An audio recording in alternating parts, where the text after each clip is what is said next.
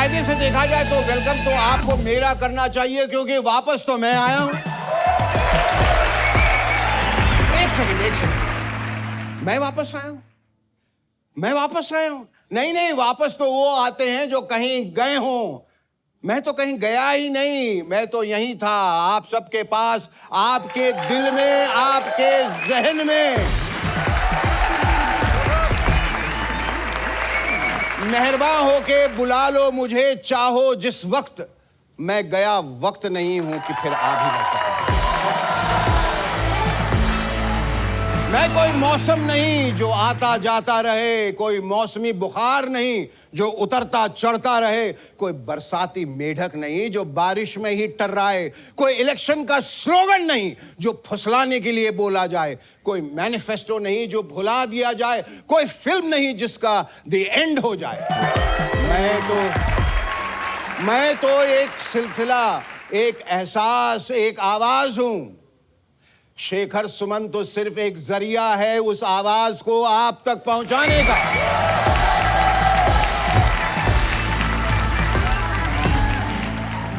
वो आवाज जो दरअसल आपकी है, इसकी है, उसकी है, हम सब की है, जनता की आवाज, जनता के लिए। और आवाज कभी रुकती नहीं, न थमती है, न दबती है, क्योंकि ज़बान-ए खल्क, नकारा-ए खुदा, the voice of people is the voice of God.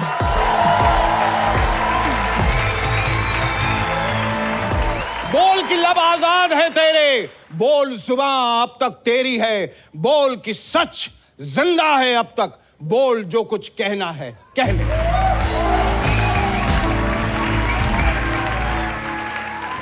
Ladies and gentlemen, our guest on Shaker tonight is Minister of Road Transport and Highways of India, Shri Nitin Gadkari ji. But before that, please give a big round of applause to the most amazing, most rocking band, the Bandstand.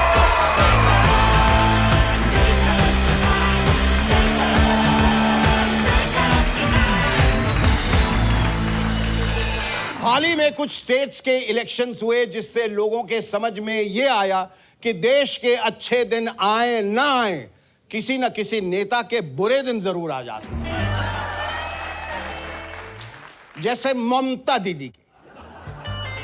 हाय दीदी, ममता दीदी, अब देखिए ना, शुभेंदु अधिकारी ने 15 साल के अधिकार छीनकर निर्ममता से ममता बनर्जी के सारे बैनर उतरवा लिए। ममता दीदी ने 2016 में केंद्र सरकार से कहा था कि वेस्ट बंगाल का नाम बदलकर बांग्ला कर दिया जाए। नाम तो बदला नहीं, अलबत्ता सत्ता जरूर बदल गई। सरकारी बंगला तो ममता जी ने पहले से ही छोड़ रखा था, अब बांग्ला यानी सरकार भी छोड़ना पड़ेगा। FYI, you know that means? Yes, sir. For your information. FYI, you know what that means? Yes, sir. Do you or don't you? Yes, sir. What is it? For your information. What? For my information, what? Anyway, FYI, this was the cheapest election ever fought. BJP invested only 10 taka on jhalmuri and won the entire elections hands down. मात्र 10 रुपए की झालमुड़ी में सारा काम निपट गया।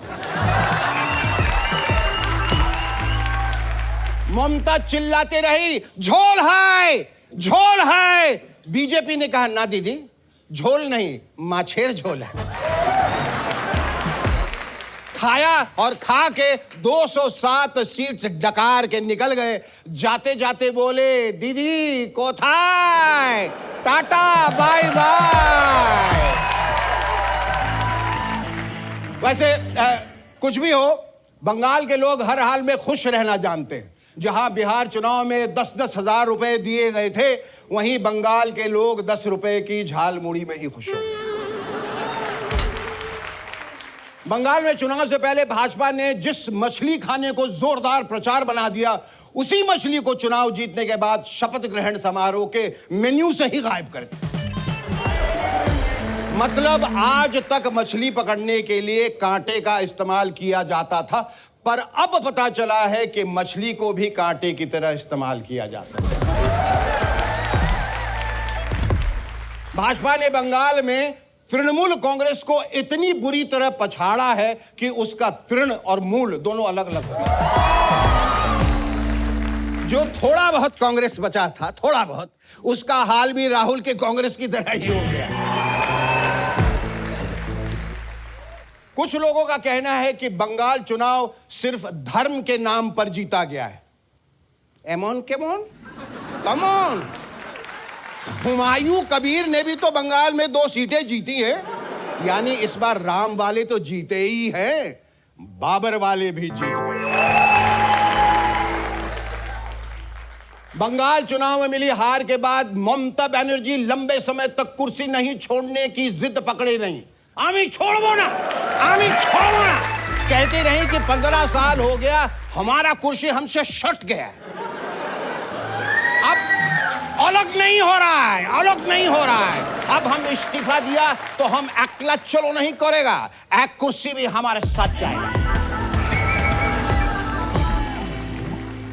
यह मामला तब सॉल्व हुआ जब एक भाजपा नेता ने कहा, दीदी हमसे मत उलझिए, जब हमने जीते हुए नीतीश कुमार तक की कुर्सी उनसे छुड़वा दी तो आप किस पोखर की मछली है? आपके रोहू पर राहू लग गया। चलिए निकलिए, निकलिए, निकलिए। शुवेंदु अधिकारी ने कहा है कि उनकी सरकार सबका साथ सबका विकास को नहीं मानेगी और कहा जो हमारे साथ सिर्फ उनका विकास। यानी अब बंगाल में जो सड़कें बनेंगी वो कुछ ऐसी दिखेंगी। देखिए, सरकारी अस्पताल कुछ ऐसे दिखेंगे और पब्लिक टॉयलेट कुछ ऐसे। अरविंद केजरीवाल ने जब अपनी पार्टी बनाई थी तो एक ऐतिहासिक वाक्य बोला था कि अगर आप सिस्टम को बदल नहीं सकते हैं तो सिस्टम का हिस्सा बन जाइए। राघव चड्ढा ने इस बात को सीरियसली ले लिया और वो फाइनली सिस्टम का हिस्सा बने। राघव चड्ढा के इस पार्टी से उस पार्टी में जाने पर कुछ फिल्म पोस्टर्स अब कुछ इस तरह से दिख रहे हैं। Have a look.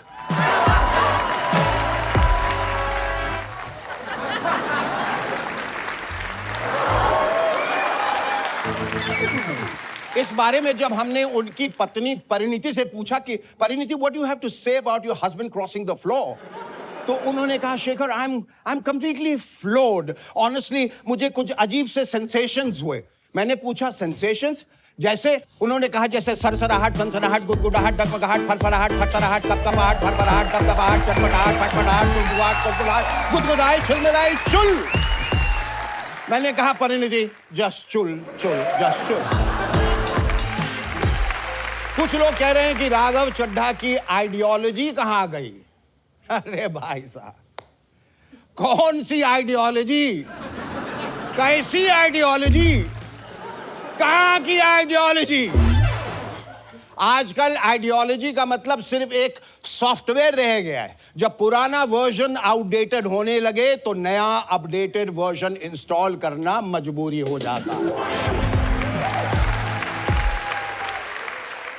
जो कहते थे कि फोन का रिचार्ज 28 दिनों का क्यों होता है, 30 दिनों का क्यों नहीं, उन्होंने खुद ही अपना सिम पोर्ट करा लिया।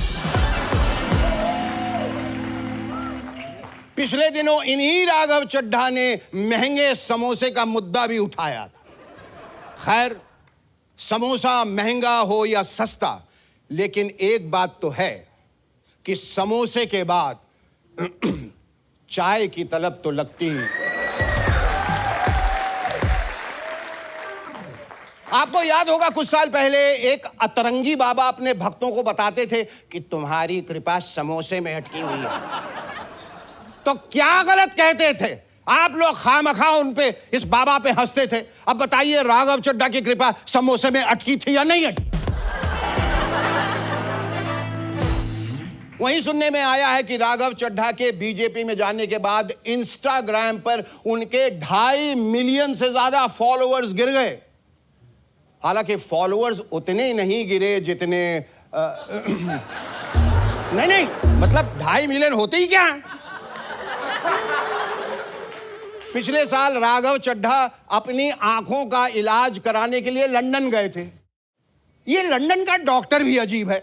बताइए, चड्ढा का इलाज पिछले साल किया और साफ दिखना उन्हें अब शुरू हुआ।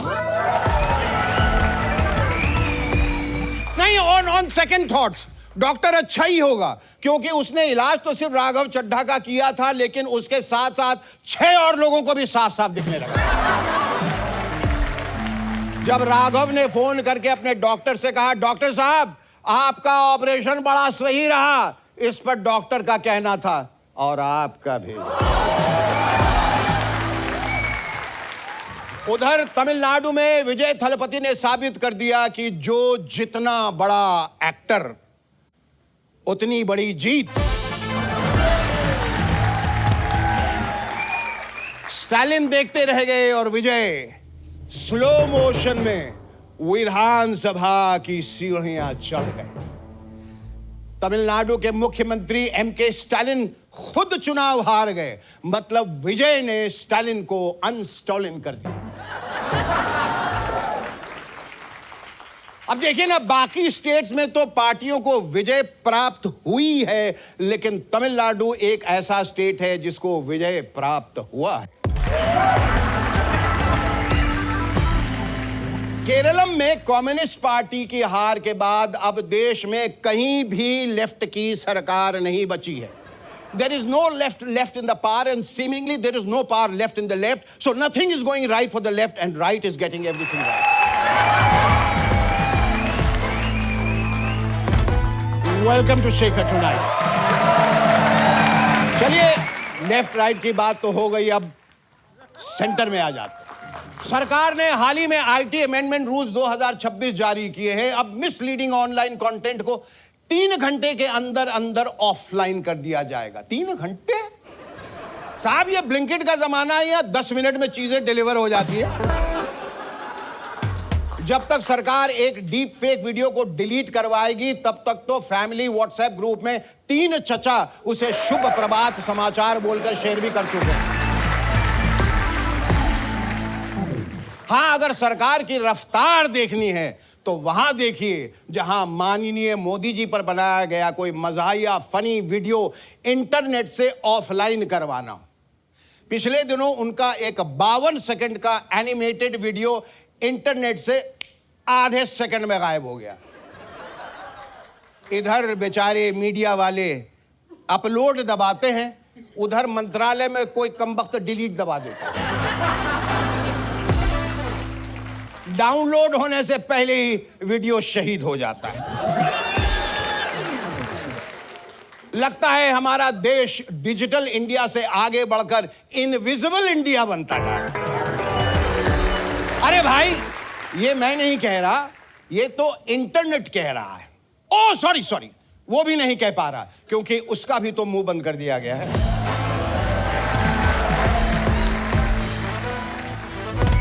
अच्छा, वीडियो को डिलीट करने की वजह क्या दी गई पता है? National security. जरा सोचिए, 56 इंच की छाती के सामने 52 सेकंड का कार्टून भारी पड़ गया। ऐसा ही हाल रहा तो आने वाले दिनों में कहीं टॉम एंड जेरी और डोरेमोन भी हमारे देश के लिए खतरा न बन जाए। Ladies and gentlemen, tonight we have a man in the studios who lets roads do the talking. From expressways to green highways, he turned blueprints into Bharat Jodo. And when he talks, industries listen and mountains make way. The man who built India's speed. Tonight, I am joined by a leader known less for politics and more for humane projects and social reforms. A visionary who measures progress in kilometers, not just speeches. Ladies and gentlemen, please put your hands together for Nitin Gadkari sir.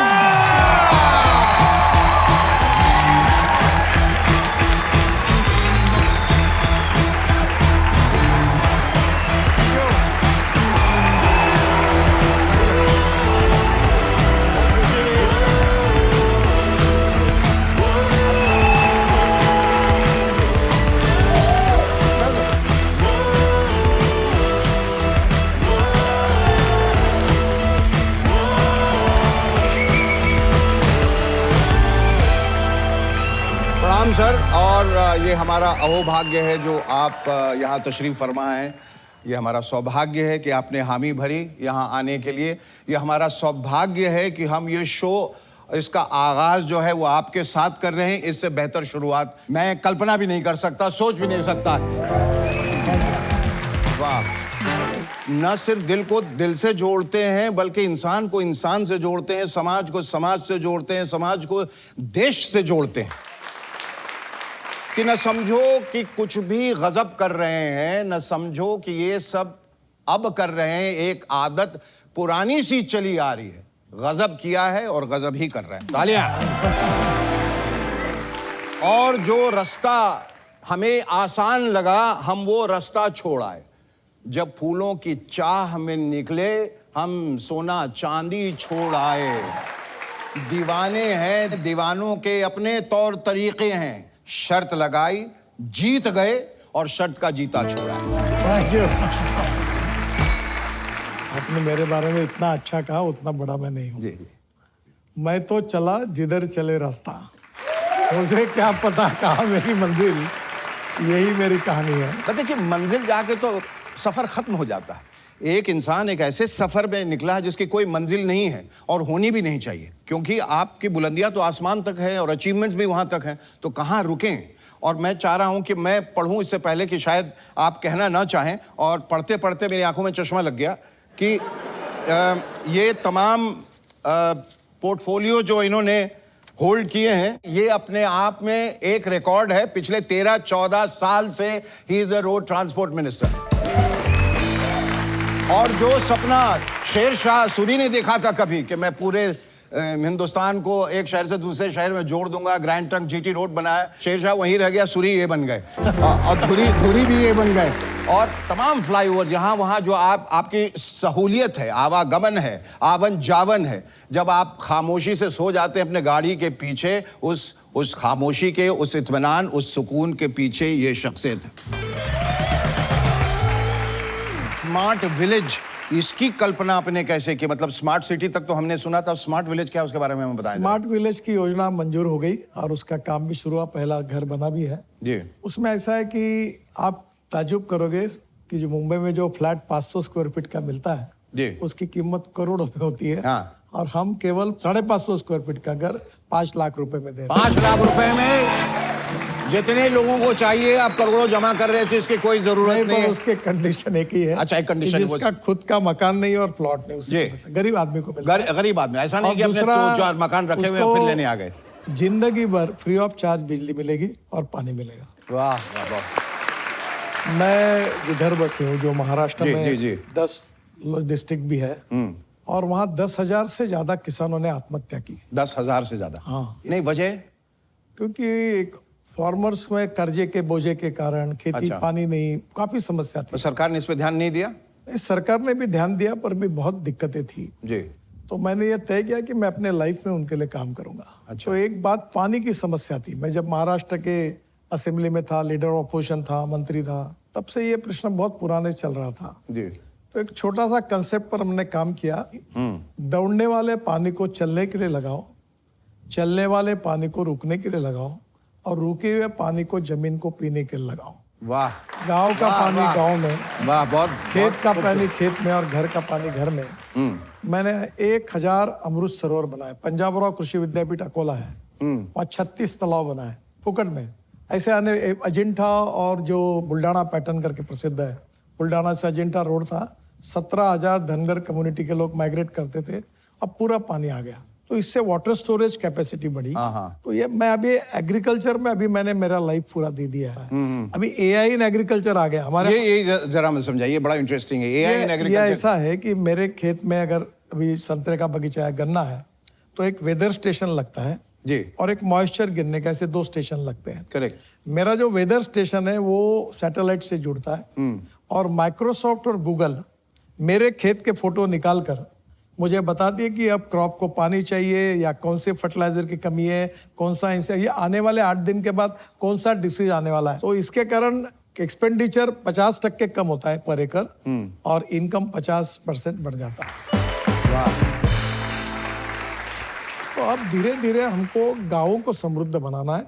मैं बहुत नसीबवान हूँ कि मुझे महाराष्ट्र की जितनी agriculture university है सब ने मुझे डिलीट दिया है। बहुत बहुत एक बात का खुलासा कर देता हूँ, मुझे डिलीट जरूर मिले, मैं डॉक्टर लगातार पर इतना विद्वान नहीं हूँ।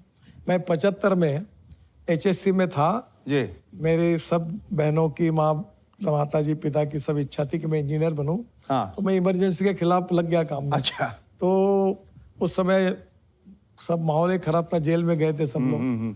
तो मैं भूमिगत तो मेरा नुकसान हुआ, मुझे 52% मार्क मिले अच्छा। मैट्रिक में, और साइंस ग्रुप में 49.26% मिले।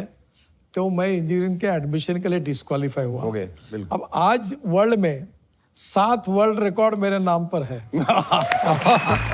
ये road tunnel bridges highways express highways इसके रिकॉर्ड है। और मैं आज बहुत खुश हूँ जी। कि 2004 में मैं पेट्रोल डीजल के खिलाफ बात करता था और मैं कहता था कि अल्टरनेटिव फ्यूल बायो फ्यूल हमारा किसान केवल अन्नदाता नहीं, ऊर्जा दाता, ईंधन दाता, बिटुमिन दाता, हवाई ईंधन दाता और हाइड्रोजन दाता बनेगा। सब हो गया।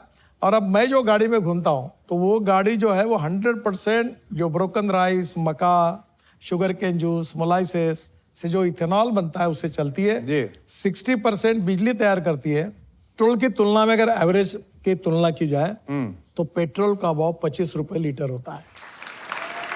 अभी बजाज, TVS, हीरो होंडा, मैं ट्रांसपोर्ट मंत्री, मेरे अंडर ही है सब डिपार्टमेंट, अब सबने इथेनॉल पर चलने वाली मोटरसाइकिल शुरू की है। जब देश में पहले इलेक्ट्रिक कार मैंने जब लॉन्च की तो पत्रकारों ने मुझे प्रश्न पूछा था कि आप ये कार रास्ते में बंद पड़ेगी तो धक्का मारने के पाओगे। अब देखिए मेरे पास इलेक्ट्रिक गाड़ी, मैं पूना तक जाने से डरता हूँ क्योंकि वहाँ चार्जिंग स्टेशन नहीं है। अब मैं वापस कैसे आऊँ? आप देखो, आप चिंता मत करिए, अभी गाड़ी के साथ चार्जर आता है। और अब गाड़ी जो नई आई है बड़े बड़े ब्रांड की वो 650 किलोमीटर तक है। मुझे तो ऐसा लग रहा है जिस स्पीड से आप जा रहे हैं, जब उड़ने वाली गाड़ी का आविष्कार होगा, शायद हो गया, वो भी आप ही लॉन्च करें। और मैं आपको एक मेरा ड्रीम प्रोजेक्ट आप मुंबई में हो करके आपको बताता हूँ। जी जी। कि मैं जब शिपिंग मंत्री था पोर्ट का, तो मैंने एक योजना तैयार की थी। और वो योजना ये थी कि मुंबई से विरार तक कहीं भी हम 17 मिनट के अंदर वाटर टैक्सी शुरू करके हम लोग नए मुंबई एयरपोर्ट पे पहुंचेंगे। अच्छा। और मैंने वहाँ रोड बना दिया उनको, पोर्ट को, और आग्रह किया कि जेटी बनाओ। वो जेटी भी बन के तैयार है। और अभी महाराष्ट्र में जल्दी प्रपोजल है कि आप इस प्रकार की 7 कहीं भी आप आपके वसई, विरार, कहीं भी समुद्र में जाओगे, वाटर टैक्सी में बैठोगे और 17 मिनट के अंदर आप नए मुंबई एयरपोर्ट पे जाओगे। रोड से जाने की जरूरत बहुत खूब। मैं बड़ी बात नहीं कर रहा हूँ, ये गुजारिश है नासा वालों से, जो साइंटिस्ट हैं, जो अरबों खरबों रुपए खर्च कर रहे हैं, रॉकेट भेज रहे हैं चांद पे, मंगल ग्रह पे। गडकरी साहब से कांटेक्ट कीजिए, ये यहाँ से सीधा वहाँ सड़क बना देंगे, बहुत आसान, जहाँ आप चांद जो है वो चंद घंटों में पहुँच जाएंगे। मेरा सपना है और मैं खुद जाने वाला हूँ। नरीमन पॉइंट्स में निकलकर मैं 12 घंटे के अंदर दिल्ली पहुंचा। अगली बार जब आपको बुलाना हो, मैं सिर्फ फोन करूंगा, आप 15 मिनट में नागपुर से यहाँ आ जाइएगा।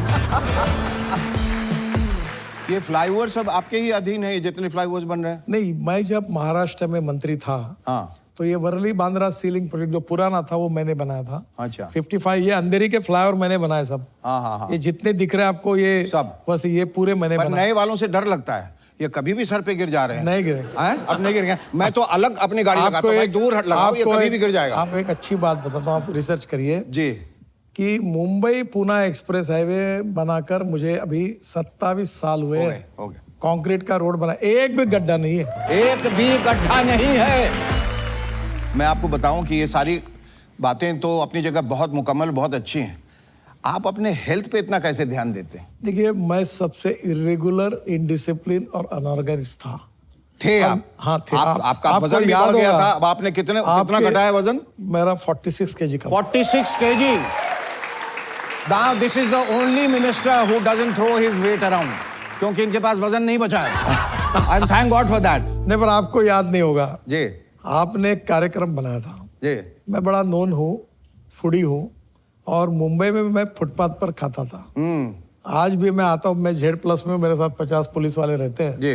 10-11 बजे के बाद मैं मेरे होटल रेस्टोरेंट तय और मैं स्ट्रीट फूड को खाता हूँ। और इतना मेरा शौकीन था कि बाला साहब ठाकरे जब रहते तो मैं जाता हूँ उनके, मुझे बहुत भजिया खिलाते इधर उधर, तो बोलते तुम्हारे लिए बनाए। और एक बात की, इतनी सारी चीजें बड़ा बड़ा आपने किया, ये बड़ा वो बड़ा, वहां से आप वड़ा पे कैसे? एक बहुत बड़े इंटरनेशनल टीवी शो में उनने मुझे पूछा कि तुम बहुत प्लानिंग करते हो, बहुत हाँ। अध्ययन करते हो, योजना। मैंने बोला कुछ नहीं करते। कुछ नहीं करते। बोले क्या करते हो? तो मैंने कहा मैं रात को रोज आज क्या खाना ये सोचता हूँ। और मेरे यहाँ 4 शेफ हैं दिल्ली में और नागपुर में भी है, जिनका कोई काम नहीं है। तो मैं देखो आपको एक बात बताता हूँ, हाँ, खाने की जन्नत अगर कोई है देश में तो मुंबई है। मुंबई है खाने की जन्नत, तो उसमें बड़ी रेसिपीज जोड़े जा रहे हैं। 2 रेसिपी मुझे बड़ी खूबसूरत से बताइए जो हम यहाँ से ले आ सकते मेरे हैं। यहाँ संतरे का सूप बनता है। संतरे का सूप, ये मीठा और होगा? बिल्कुल बढ़िया। और हमारे यहाँ पोहा, अनेक बड़े बड़े लोग मेरे यहाँ घर पर आने के पहले फोन करते हैं कि पोहा खाना है। अच्छा। और मिसळ मेरी बड़ी फेवरेट है। साहिर लुधियानवी साहब बड़े शायर थे, उन्होंने कहा था कि कभी कभी मेरे दिल में ख्याल आता है, ऐसे शुरुआत की थी। कभी कभी आपके दिल में क्या ख्याल आता है? सब ख्याल जो आते हो खाने की आते हैं। और आपको पर आप एक तरफ से वजन घटा रहे हैं, नहीं, पर दूसरी आप तरफ से नहीं, खाना बना रहे नहीं, जा रहे हैं। आपको एक बात बताता हूँ। हाँ। मेरा खाना कम हुआ है पर खाने के ऊपर की नियत कम नहीं हुई। तो मेरा जो नियत सी, लेकिन आप खाते ही उतना या सिर्फ बनाते हैं? तब थोड़ा खाता थोड़ा सा। हाँ। खाने की बात हो गई, राजनीति पे ही आ जाते हैं जो अभी भी हुआ। आपकी टिप्पणी चाहूंगा। बंगाल का इलेक्शन, पार्लियामेंट में वुमेन रिजर्वेशन बिल का रिजेक्शन और राघव चड्ढा का डिफेक्शन, इसके बारे में क्या बोलना है आपको? पॉलिटिक्स, इसका अर्थ केवल पावर पॉलिटिक्स नहीं है। Politics is a game of compromises, compulsions, limitations and contradictions. और दुर्भाग्य से देखिए, आपको मैं बताता हूँ, आप जिन जिन बातों में व्यथित होते हो, नाराज होते हो, इससे पॉलिटिकल पार्टी और नेताओं से ज्यादा जिम्मेदार जनता है। जी। और जनता जिस दिन तय करेगी कि हम ये चलने देंगे या नहीं चलने देंगे, अगर कोई डिफेक्शन करेगा तो उसको वोट नहीं देंगे। तो जनता अगर कन्विक्शन के साथ आगे आएगी तो पॉलिटिक्स बदल जाएगा।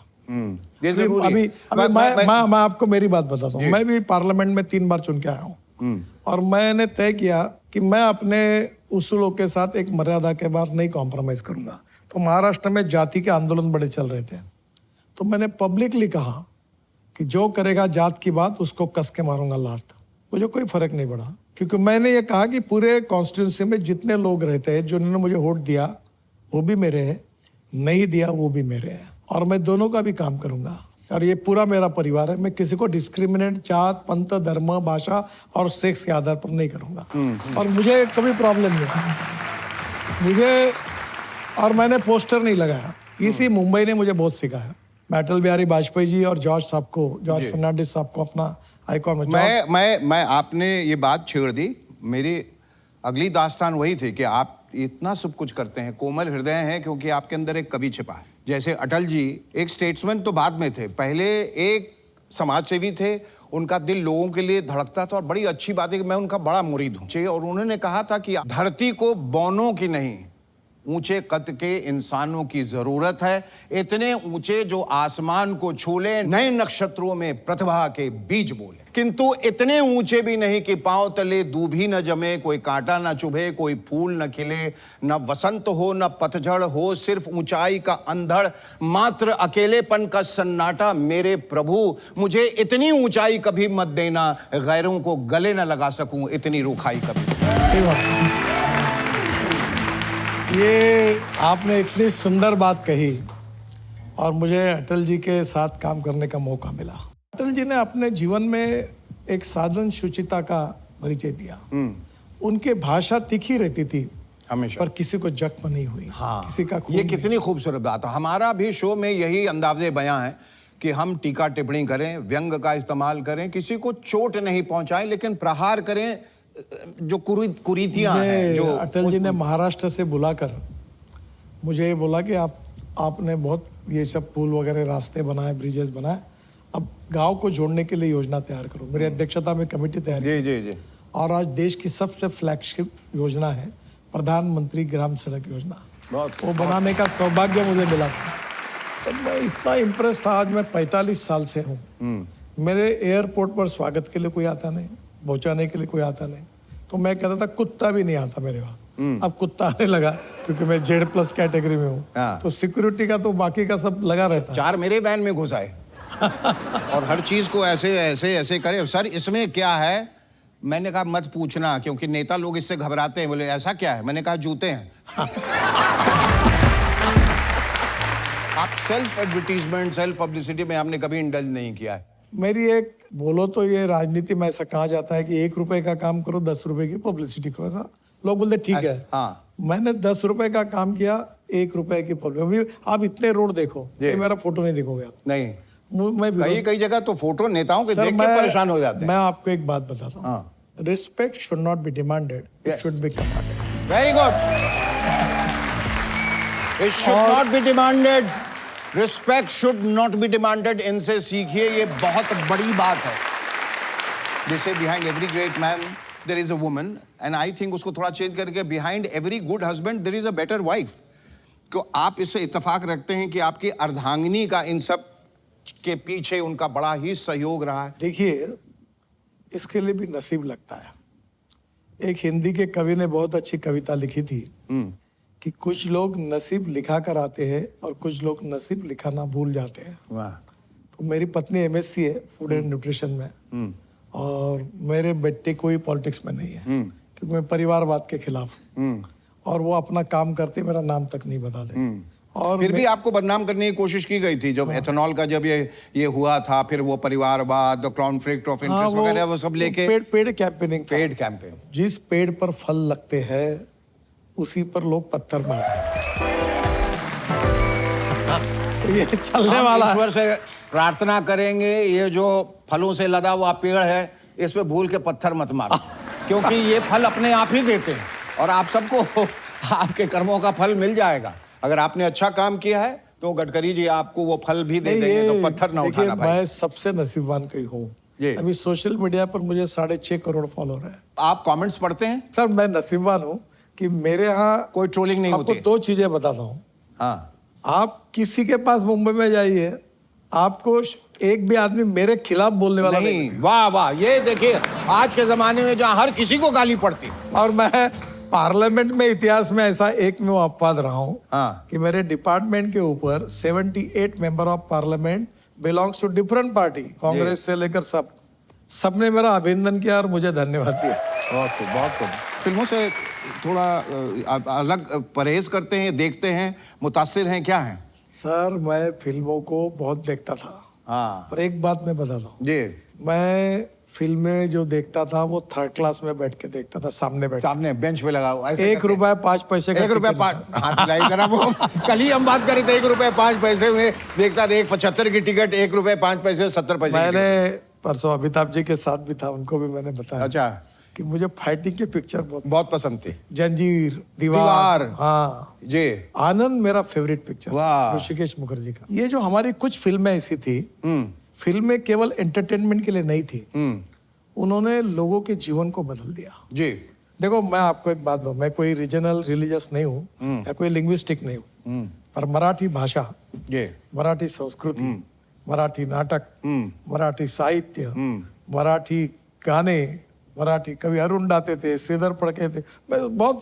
जब मैं महाराष्ट्र के बाहर ज्यादा रहने लगा तब मुझे मराठी का महत्व पता चला। और ये बात है, अनेकता में एकता, ये हमारी विशेषता। ये बड़ी खूबसूरत बात है। लेकिन ये मराठी से याद आया कि अभी ये एक जो डिक्टेट निकाल दिया कि जो मराठी नहीं बोल पाएगा उसको स्कूटर नहीं चलाने देंगे, ऑटो नहीं चलाने देंगे। वो बेचारे सारे घबरा गए, और हम जैसे बिहारी तो ज्यादा घबरा जाते हैं। सर, आप बिहारी हैं? जी।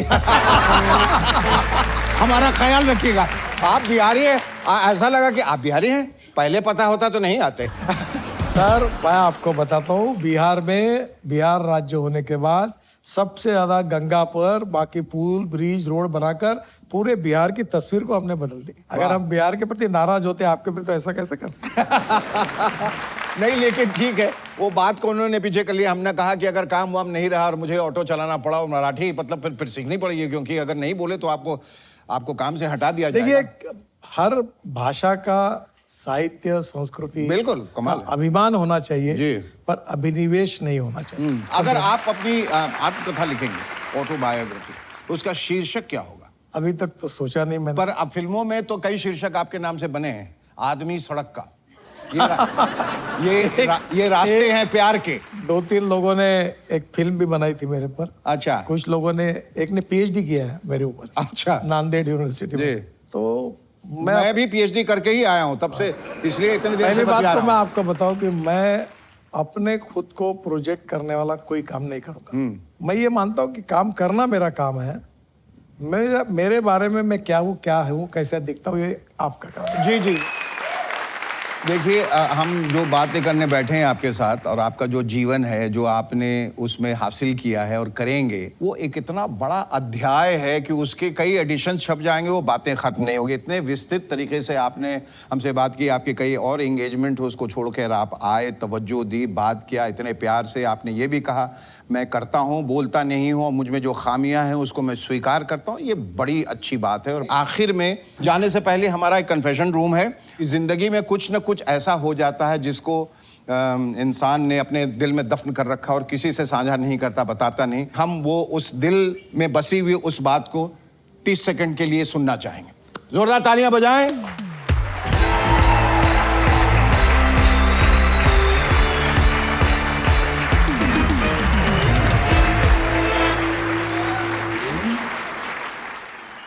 मैं जब 10वीं में था तो हमारे एरिया का एक अच्छा रेस्टोरेंट था, उसके वेटर को हमने पटाया था और 4-5 लोग जाते थे, दही कलाकंद, चिवड़ा सब खाते थे, दूध पीते थे, और जब आते थे वो बोलता 2 आदमी 3 रुपए, तो उसको पटा कर वो फोकट में बहुत खाते थे, अनेक दिनों तक खाते रहे।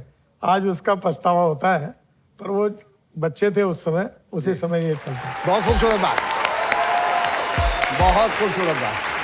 ये तो मतलब आप खाने से ही जुड़े हुए शुरू से जब बात होती है।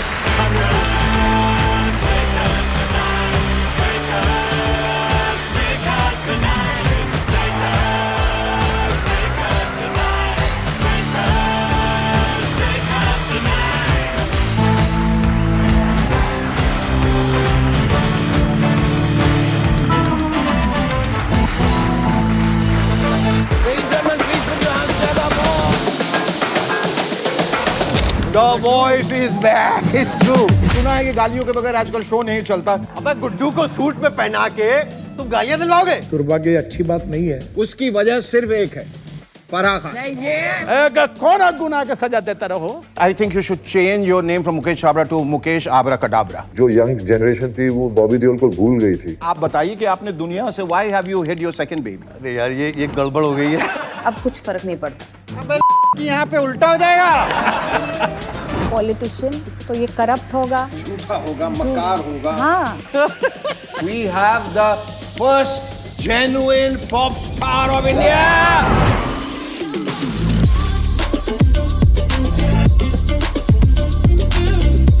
लड़की स्किज़ोफ्रेनिक है कि वहां जाके बदल जाती है और यहाँ आके बिल्कुल बदल जाती है। क्या उसका जुर्म ये है कि मैं उससे प्यार करता हूँ? क्या जुर्म हो कि हम कैसे प्यार करेंगे? अरे बाप! What you see on stage is completely my vision. I'm involved. My way or the highway? It's only my way.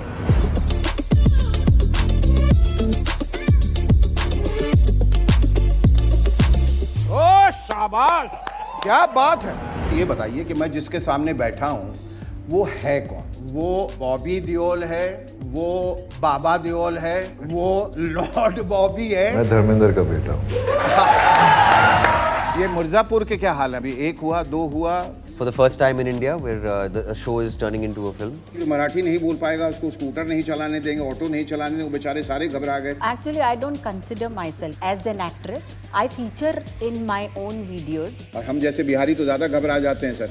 आप बिहारी हैं? जी। यार उसने ये रोल मना कर दिया तो I would call that actor कि ये रोल करेक्ट है आपके लिए, कर लो। फिर बोलते मुकेश तू बोल रहा है ना तो मैं कर लेता हूँ। जब मैंने अपनी दाढ़ी उगा ली थी तो लोग मेरा मजाक उड़ाते थे। जब तक बैठने के लिए नहीं कहा जाए शराफत से खड़े रहो, भूलो मत कि तुम मेरे जूनियर हो। See, when the first session started, 3 कितना percentage? 3%.